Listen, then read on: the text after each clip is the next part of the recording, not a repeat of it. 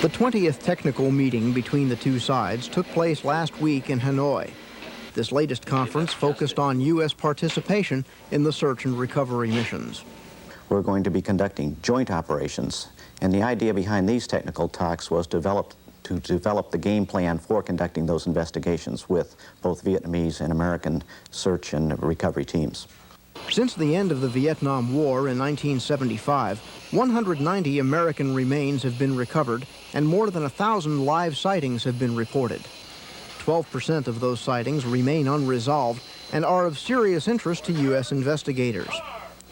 During a POW MIA Recognition Day speech last week on the steps of the Capitol, Secretary of Defense Frank Carlucci applauded the resumption of active search operations and called the POW MIA issue truly bipartisan in nature.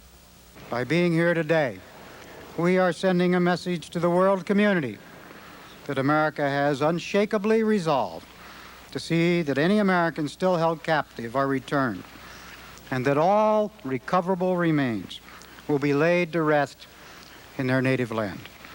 Defense officials emphasize that U.S. search and recovery efforts are not limited to just those missing in Vietnam. They say negotiations are continuing in Laos as well, noting that the issue of missing Americans is a regional one, encompassing all of Southeast Asia. Navy journalist Steve Pitruzzello, AFRTS, Washington.